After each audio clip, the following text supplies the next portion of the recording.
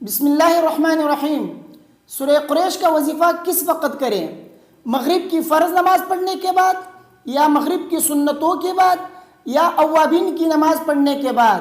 کس وقت سورہ قریش کا وظیفہ کرنا بہتر ہے؟ دیکھیے، اگر آپ کو سورہ قریش اچھی طریقے سے زبانی یاد ہے، اس میں غلطی آپ سے نہیں ہوتی ہے، رک رک کے نہیں پڑھتے ہیں، آپ مستقل اچھی طریقے سے تجوید کے ساتھ صحیح طریقے سے آپ پڑھ سکتے ہیں،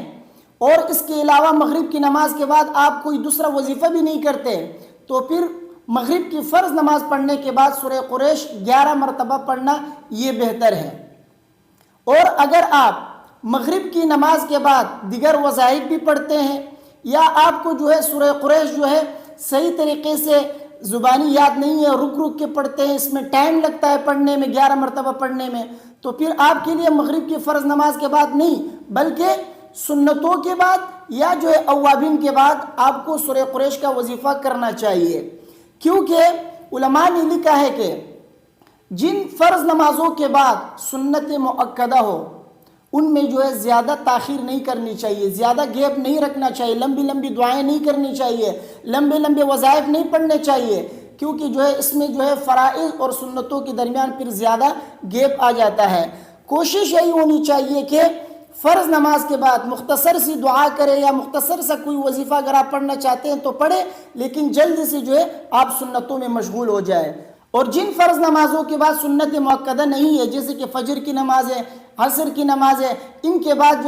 سنت مؤکدہ نہیں ہے، تو ان فرائض کے بعد آپ لمبے لمبے وظائف بھی پڑھ سکتے ہیں، لمبی لمبی دعائیں بھی مانگ سکتے ہیں، اس میں کوئی حرج کی بات نہیں ہے، اچھی بات ہے۔ لیکن جن فرائض کے بعد سنت مؤکدہ ہے ان میں کوشش یہی کرے کہ جلدی آپ سنت میں مشغول ہو جائے، مختصر سی دعا کرے، مختصر سا وظیفہ پڑھے۔ تو خلاصہ یہ ہے کہ جو لوگ مغرب کی نماز کے بعد دیگر وظائف نہیں پڑھتے ہیں اور ان کو سورہ قریش اچھی طریقے سے زبانی یاد ہے، تیز رفتاری کے ساتھ تجوید کا لحاظ کرتے ہوئے، قواعد اور مخارج کا لحاظ کرتے ہوئے پڑھ سکتے ہیں، تو ان کو چاہیے کہ مغرب کی فرض نماز پڑھنے کے بعد فوراً وہ سورہ قریش کا وظیفہ کرے، اس کے بعد پھر سنت نمازیں پڑھے۔ اب ایک اور بات میں آپ سے یہ کہنا چاہتا ہوں، دیکھیے یہ جو وظائف میں آپ کو بتاتا ہوں یہ میں مستند کتابوں سے بتاتا ہوں، فتاوی کی کتابوں سے میں آپ کو بتاتا ہوں، ادھر ادھر کی غیر مستند کتابوں سے میں آپ کو دیکھ کر نہیں بتاتا۔ بعض ساتھی یہ کہتے ہیں کہ کس مستند کتاب میں ہے، میری کوشش یہی ہوتی ہے کہ میں آپ کو وہ وظیفہ بتاؤں جو